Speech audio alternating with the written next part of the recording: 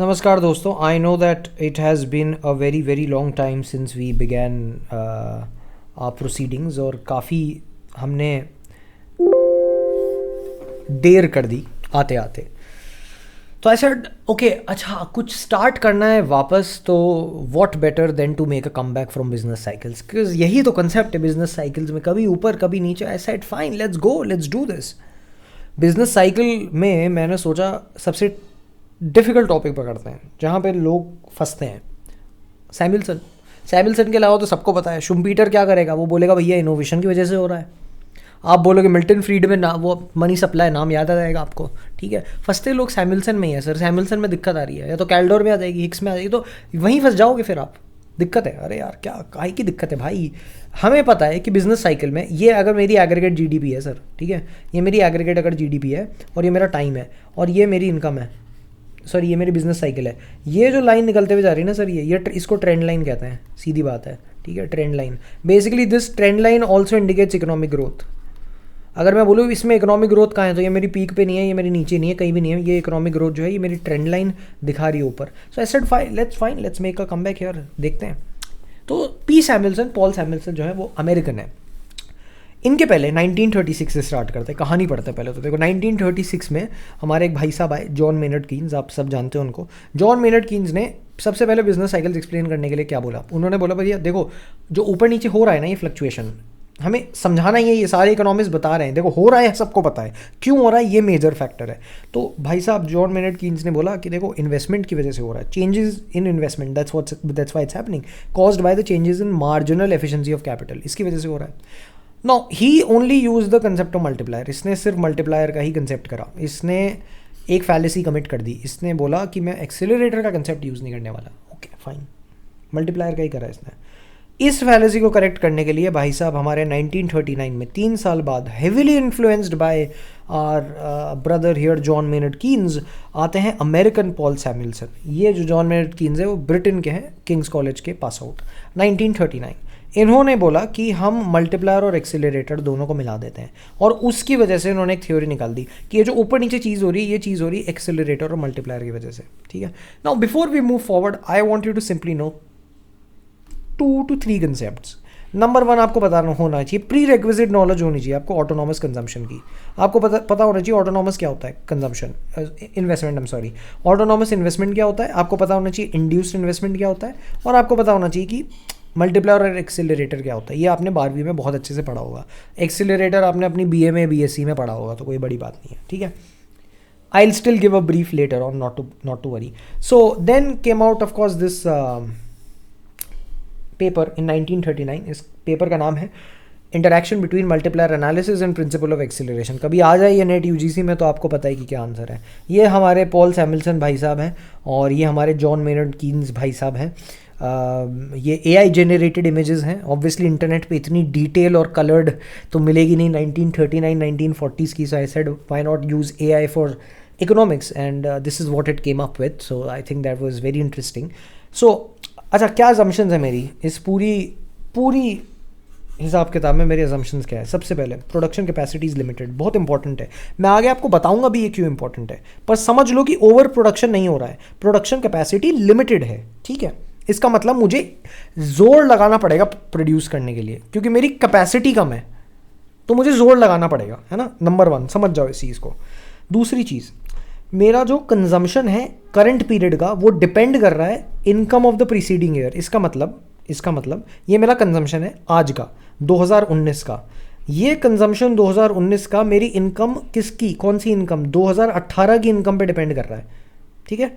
इसको अगर मैं ऐसे भी लिखना चाहूँ तो लिख सकता हूँ कि अगर CT है तो YT-1 हो जाएगा, है ना। इस पर डिपेंड कर रहा है। और मैं कह रहा हूँ कि इन्वेस्टमेंट इन द पीरियड, मेरा जो आय है वो it depends on the change in income with a lag period of 1। मतलब एक पीरियड, 1 ईयर के लैग से डिपेंड हो रहा है, 1 ईयर के लैग पे चेंज हो रहा है, ठीक है, डिफरेंस ऑफ 1 ईयर, ठीक है। यही चीज़ यहाँ पे इधर बोली हुई है। दूसरी चीज़ मैं कह रहा हूँ कि मेरा जो G है ना, गवर्नमेंट कंजम्पशन, वो 0 है, स्पेंडिंग 0 है मेरी गवर्नमेंट कंजम्पशन। और मैं कह रहा हूँ कि मेरी फॉरेन ट्रेड नहीं हो रही, मतलब कि जो ये पूरी प्योरली कैपिटलिस्ट इकोनॉमी है, मतलब जो भी मेरा इन्वेस्टमेंट हो रहा है वो कैपिटलिज्म या कैपिटलिस्ट इकोनॉमी के कंसिडरेशन में हो रहा है। मेरा गवर्नमेंट एक्सपेंडिचर स्पेंडिंग तो 0 है, और मेरा X - MB 0 है, मतलब फॉरेन ट्रेड नहीं हो रही, मतलब कि मेरा X और m, ये जो पूरी चीज़ है, x भी 0 है, m भी 0 है, कुछ भी नहीं हो रहा है, ठीक है। दूसरी चीज़, मेरा MPC कांस्टेंट है, मार्जिनल प्रोपेंसिटी टू कंज्यूम, ठीक है, ये मेरा कांस्टेंट है। मैं इसको यूजुअली 0.5 बोलता हूँ, but it is between 0 and 1, ये तो आपको पता होना चाहिए। इसको C बोल दिया, मैं A बोलूँगा इस पूरे through out this entire session, okay, ठीक है। और अब अपन बढ़ जाते हैं आगे। मैं आपको पहले भी समझा चुका हूँ कि assumptions are the rules of the game. They are the rules of the game in which the entire rules is played. The entire game is played. Once you've understood the rules, it is very easy to play the game, right?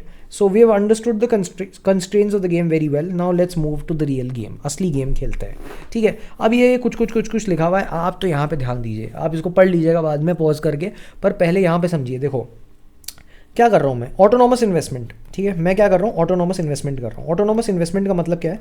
Autonomous investment का बहुत simple मतलब है, investment that is not done to like reap the fruit, immediate fruit अगर मैं reap नहीं करना चाह रहा, वो मेरी ऑटोनॉमस इन्वेस्टमेंट है।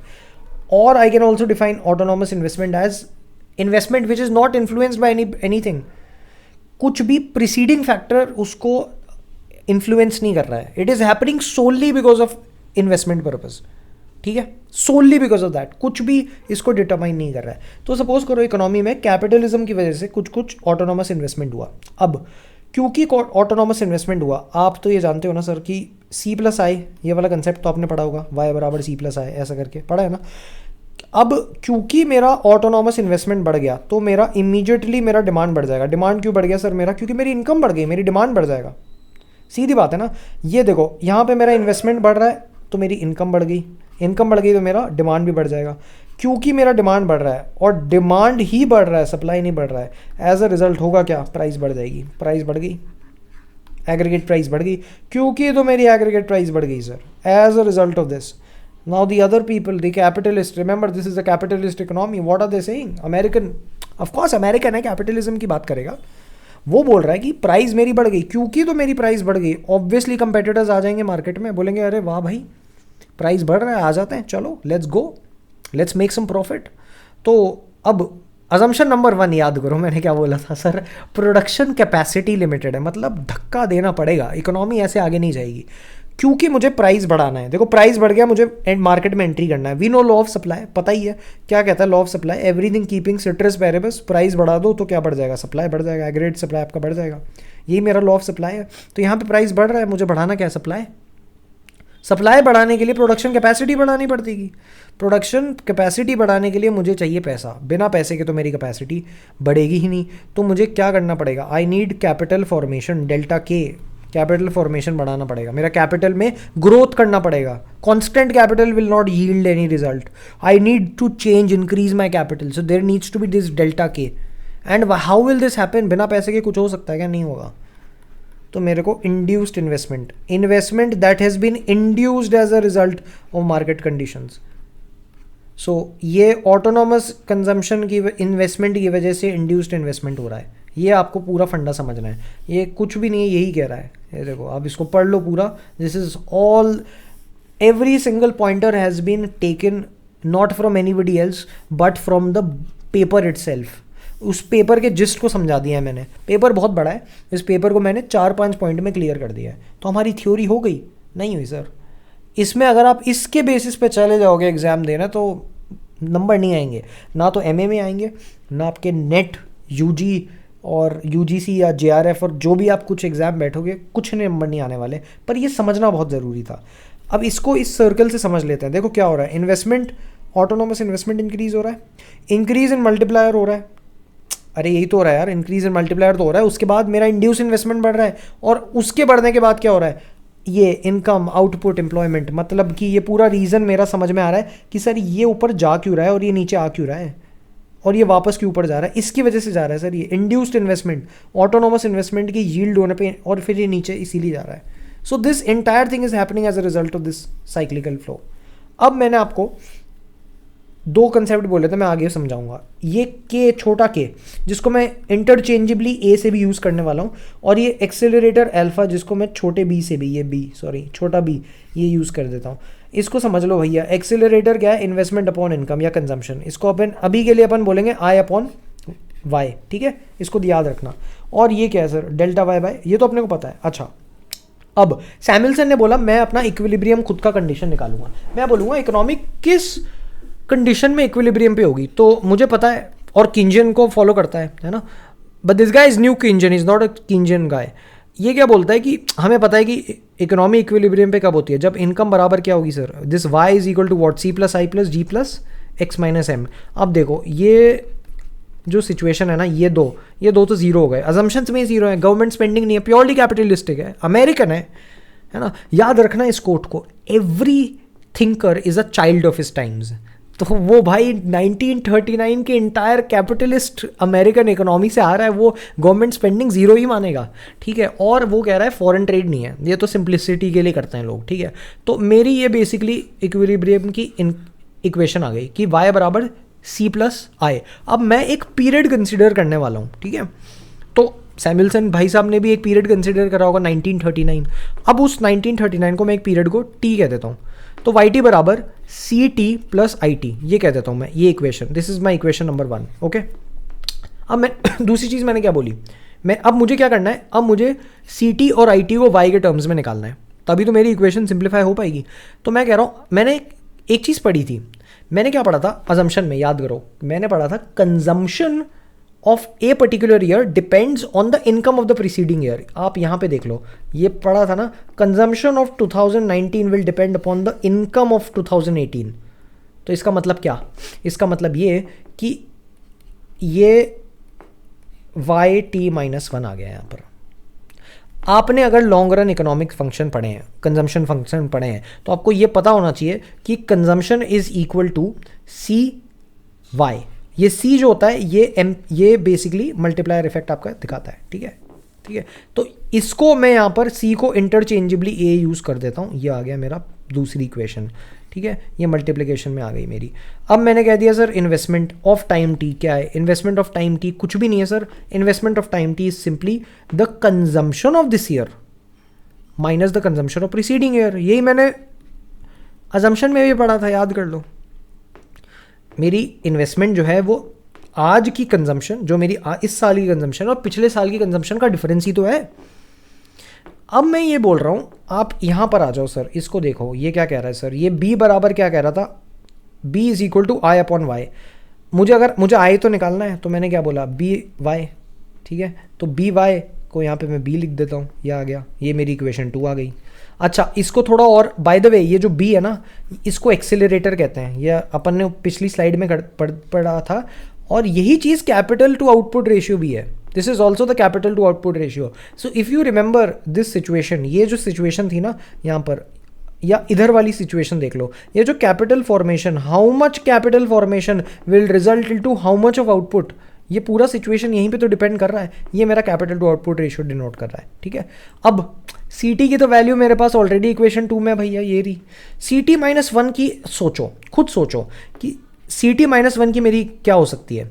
पहले तो ए, यहाँ का यहाँ सीधे कॉपी कर दिया। अब ये मैं पिछले साल की कंजम्पशन की बात करूँगा, तो ये पिछले साल की कंजम्पशन पे पड़ा था, यहाँ पे भी देख सकते हो कि पिछले साल की कंजम्पशन उसके पिछले साल की इनकम के डिपेंड करेगी ना सर। ये सी टी माइनस वन आ गया ना मेरा, तो कुछ नहीं करना। अब इस इक्वेशन को, इसको मैंने इक्वेशन 3 कह देना है, इसको मैंने इक्वेशन 4 कह देना है। मेरे को इस इक्वेशन 3, 2 को, इनको पूरे को मैंने डाल देना है यहाँ पर, ठीक है। तो मैंने अगर यहाँ पर डाल देना है, तो ये वाई टी क्या हो जाएगा सर, ये मेरी इक्विलिब्रियम कंडीशन आ रही है, याद रखना इसको बहुत ध्यान से, ठीक है। मैं इसको लिख देता हूँ, पहले तो सी टी लिखूंगा, सी टी में लिखूंगा ए वाई टी माइनस वन, ठीक है, इसमें तो कोई दिक्कत नहीं है, वाई टी माइनस वन है ना। अब मैंने बोला प्लस, क्योंकि यहाँ पे ये प्लस का साइन है, ये तो ये प्लस का साइन मैंने, अब आई टी लिखने जा रहा हूँ भाई, आई टी में लिख देता हूँ, ठीक है। ये है मेरा I T, B C T. अब सी टी क्या है, इसको सी टी को अपन सी टी नहीं लिख के सीधे मैं लिख दूँ तो चल जाएगा क्या। सी टी को सीधे मैंने A dot Y T minus one लिख दिया तो चल जाएगा ना। इसको हटा दो, ये कुछ भी नहीं है, ठीक है। अब मैं इसको इधर, ये बी तो मेरा समझ में आ गया क्यों आ गया, ये पूरा मैंने ये इधर से ये लिख दिया, मैं ब्रैकेट लगाते जा रहा हूँ सच दैट कन्फ्यूजन ना हो, है ना। अब देखो next, my next situation is, ये बी कहाँ से आया पता है ना यार, ये बी यहाँ से आया इधर, और ये सी टी कहाँ से आया, ये सी टी यहाँ से आ गया। अब मेरे को क्या करना है, ये सी टी माइनस वन निकालना है। तो मैंने कह दिया यहाँ पे माइनस सी टी, ठीक है। और ये माइनस यहाँ पे क्या आ जाएगा, सी टी माइनस वन मैंने ऑलरेडी निकाल रखा है। ये क्या है, ये है अल्फ़ा ए, छोटा a, sorry not alpha, and this is y T minus one. इसको मैं थोड़ा और y T minus two, y T minus two, ठीक है। ये मेरे उसके पिछले साल का आ गया। अब ये बहुत थोड़ा, इसमें आपको कुछ तो कॉमन दिख रहा होगा, मुझे दिख रहा है सर, ये दिख रहा है मेरे को कॉमन फैक्टर, ठीक है। तो इसी चीज़ को यहाँ पर इसने सिंप्लीफाई करके लिख दिया है कि अब इसमें इस पर्टिकुलर फॉर्मूला में कुछ नहीं करा है, c is nothing, c is a. तो जो आपने ए पढ़ा था वही सी है।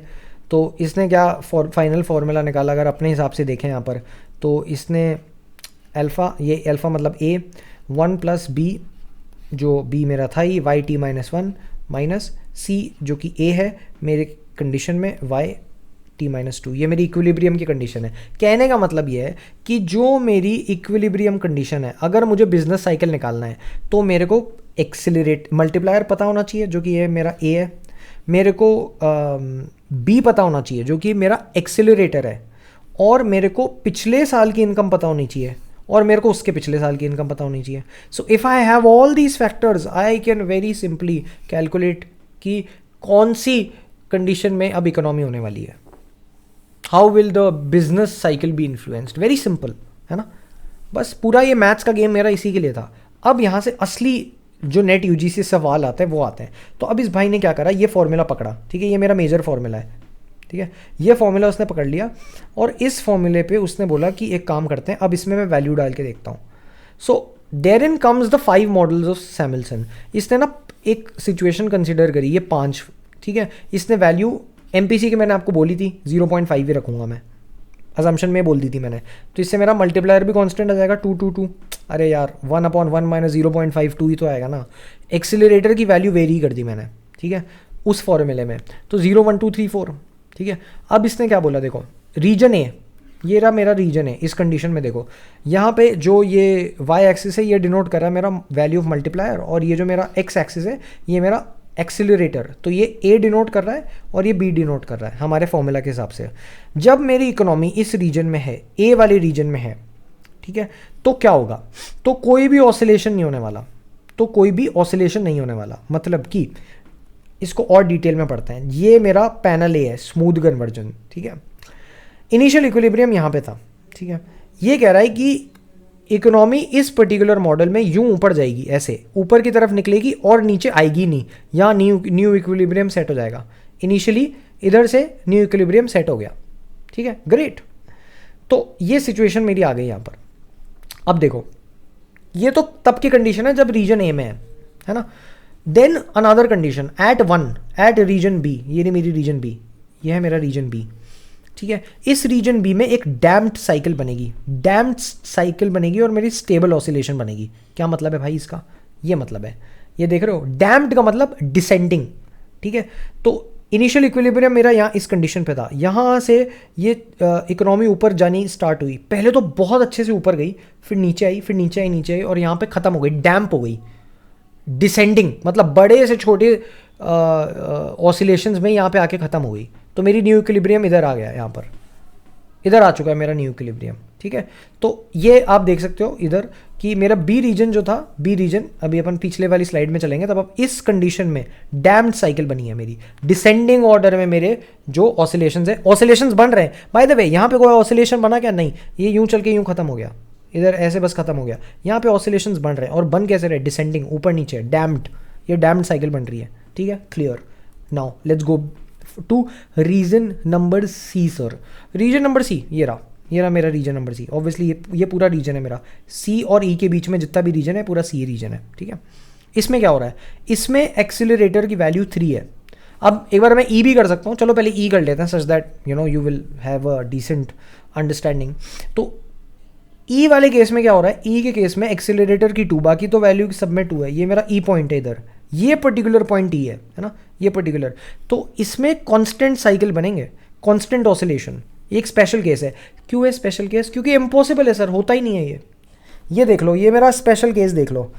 ये कह रहा है कि मेरी इनकम, आप देख लो ना यार, यहाँ पे ई पॉइंट ये रहा मेरा पॉइंट, मेरा ई स्पेशल केस ये रहा। ये कह रहा है कांस्टेंट है यहाँ पे, ये एक फ्लोर, अगर मैं इधर एक ये ऐसे लगा दूँ ना तो ये ऐसे बराबर में चल रहा है, और नीचे भी अगर जा रही है इकोनॉमिक ग्रोथ तो ये नीचे ऐसे बराबर में जा रही है। तो this is constant. Is this possible? It is an impossible case sir. It doesn't happen, which is why Samuelson's theory was rejected largely, क्योंकि पॉसिबल ही नहीं है. किसी इकोनॉमी की स्टेबल ग्रोथ हो सकती है क्या? खास करके ऐसी इकोनॉमी जहाँ गवर्नमेंट स्पेंडिंग जीरो है, कैपिटलिस्टिक इकोनॉमी की. क्या कह रहा है भाई ये, क्या कह रहा है? Anyway, we'll consider another situation.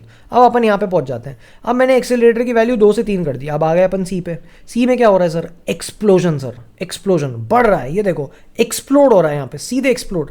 तो if you see here, if you see in this condition, यहाँ देखो इधर जो ऑसिलेशंस थे वो डिसेंडिंग थे और यहाँ असेंडिंग है. ये छोटा, फिर ये बड़ा, और ये उससे बड़ा, और यहाँ जाके ख़त्म हो गया है. इधर चलते जा रहा है, चलते जा रहा है, ये नीचे जाना स्टार्ट हो गया. सो इधर आके इसकी पूरी सिस्टम ख़त्म हो गया.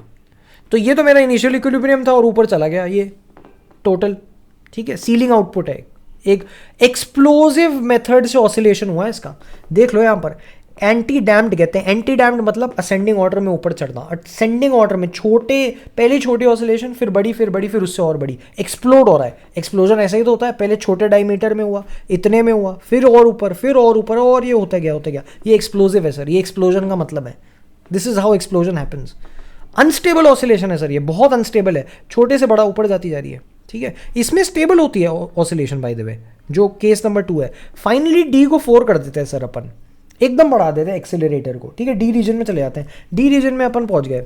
ये रहा मेरा डी रीजन, ये मेरा डी रीजन है, ये पूरा डी रीजन है. इस डी रीजन का मतलब समझ रहे हो? इसका मतलब है कंपाउंडिंग ग्रोथ. कंपाउंडिंग ग्रोथ मतलब ऑन अ कंपाउंडिंग लेवल बढ़ रहा है. इसको देख लो यार, ये देखो यहाँ पे भी कोई ऑसिलेशन नहीं है, इधर भी कोई ऑसिलेशन नहीं है सर. ये कंपाउंड लेवल से बढ़ रहा है, ऊपर बढ़ते ही जा रहा है. ये तो होता है exponential growth sir, compound level से बढ़ती ही जा रही है. क्या ये पॉसिबल है? ये भी पॉसिबल नहीं है भाई, ये भी नहीं है. क्या पहली वाली पॉसिबिलिटी है क्या इस लेवल पे भी? ये भी पॉसिबल नहीं है. रियल वर्ल्ड में पॉसिबिलिटी तो ये 2 ही बनती है. ठीक है, एक तो डैम्ड और अनडैम्ड, डैम्ड और एंटी डैम्ड, सॉरी, है ना. तो अब मेजर नेट जेआरएफ में यहाँ से सवाल बनते हैं, इस पूरी टेबल से, इस इंडिविजुअल टेबल से, और ये जो आपने ग्राफ करा. तो फटाफट से देख लेते हैं. अगर तो 0 एक्सीलरेटर हुआ तो मेरी स्मूथ कन्वर्जेंस. ठीक है, रीजन ए. अगर मेरा बी लेवल पे गया, एक्सीलरेटर मैंने कर दिया 1, तो मैं कहाँ पहुँच गया? बी रीजन पे. यहाँ पे क्या? डैम्ड साइकिल, डिसेंडिंग ऑर्डर वाली साइकिल, स्टेबल ऑसिलेशंस. ठीक है, फिर मैंने बोला ई वाले रीजन पे चले जाओ. मैंने एक्सेलरेटर की वैल्यू कर दी 2. ठीक है, स्पेशल केस कौन सा? कांस्टेंट. ये रहा कांस्टेंट, ये रहा मेरा कांस्टेंट रीजन, सीधे बराबर बराबर जाते जा रहा है. फिर मैंने क्या करा सर? मैंने बोला अब क्या, अब मैंने क्या बोला? मैंने बोला 3 कर दो वैल्यू. एंटी डैम्ड, एक्सप्लोजन बताया था ना यार सर, ये एक्सप्लोजन ऐसे बड़ा बड़ा बड़ा हो गया यार. कहाँ पे? इधर. सो इधर असेंड हो रहा है, ये छोटे से बड़ा होते हुए जा रहा है, और इधर आके ख़त्म हो रहा है. ये इनिशियल था और ये मेरा फाइनल इक्विलिब्रियम है. ठीक है सर, और मेरा फाइनली जो 4 मैंने बढ़ा दिया तो मेरी कंपाउंडिंग ग्रोथ हो गई यहाँ पे. ये देखो कंपाउंड है ना, और ये मेरा डी रीजन है. तो अब अगर आपको इतना समझ में आ गया ये हिसाब किताब, तो अब आप कोई भी सवाल उठा के मतलब पटक दोगे, ख़त्म कर दोगे, निपटा दोगे. करें कुछ प्रीवियस ईयर सवाल, देखो करते हैं सर. प्रीवियस ईयर सवाल क्या कह रहा है? देखो, जून 2013 में आया हुआ सवाल है. ये कह रहा है for a particularly high value of marginal propensity to consume MPC and the accelerator coefficient explosive non oscillatory cycles will occur in the model business. हमें पता है ये ऑसिलेटर, ऑसिलेशन, और दोनों नाम दे दिया इसने. एमपीसी मतलब कि क्या? मल्टीप्लायर, और एक्सीलरेटर दोनों सीधे हिक अपना सैमुअल्सन. हिक्स कहाँ से यार? सैमुअल्सन. ठीक है ना, ख़त्म, सवाल ओवर. 2015 का सवाल क्या कह रहा है भाई? 2015 के सवाल में हमने सिर्फ जितना करा अपन उतना ही पढ़ेंगे, अपन ज़्यादा दिमाग नहीं लगाने वाले. वैसे I can finish the other one as well, but let's just do this. आप तो जितना पढ़ा उतना क्लियर कर दो सर. पॉल सैमुअल्सन कहाँ पे आता है? Multiplier interaction approach, acceleration. Paper का नाम था ना 1939 का. ख़त्म बात, ओवर, डन. और अब ये एक टिपिकल, जिसको टिपिकल सवाल कहते हो, क्या है भैया? क्या सवाल है? कुछ भी नहीं है सर. ये इसमें ये क्या कह रहा है? देखो, एक एडजॉइनिंग स्टैंडर्ड डायग्राम दे रखा है. इसमें क्या करना है? Which of the following are true when the actual value of MPC and accelerator fall in the region C. Region C मेरा ये रीजन सी है. ठीक है, इस रीजन सी के अंदर क्या होगा? There will be oscillation, cyclical fluctuations. There will be explosive upward movement. There will be steady growth and there will be B. तो मैंने पढ़ा था ना, ये यहाँ पर आपको पता होगा, ये मेरा ई इधर इस साइड कहीं पे ई था, है ना. मैंने पढ़ा था ये ए रीजन है, बी रीजन है, सी है. तो स्टेडी ग्रोथ तो नहीं होगी, क्योंकि स्टेडी ग्रोथ तो ई पे हो रही थी, तो ये तो गए, तो ये दोनों गए. एलिमिनेशन सी को सर, है ना. अब बचा क्या है, ये दो। अब क्या है सर, सी रीजन में मैंने क्या बोला था सर, एक्सप्लोजन हो रहा है सर। क्या हो रहा है एक्सप्लोजन, ये छोटा है, फिर ये और बड़ा है, और ये बड़ा हो गया सर। ये मेरा इनिशियल इक्विलिब्रियम है, ये मेरा सीलिंग आउटपुट है, ये मेरा न्यू इक्विलिब्रियम बन गया। तो आंसर क्या हो गया सर, 2 हो गया आंसर, ख़त्म बात। ठीक है, सो दिस इज़ इट, और थैंक यू वेरी मच। ये है एक इकोनॉमिस्ट हमारे पॉल सेबिल्सन भाई साहब, और ये बिजनेस साइकिल को लेके जा रहे हैं, है ना। तो this is was suppose to be a joke and I hope it is treated as one. This is another AI generated image. I hope you like my session, thank you very much, धन्यवाद। कोई सवाल हो so बिल्कुल आप पूछिएगा मुझसे, but I hope that we enjoyed this session. धन्यवाद आपका।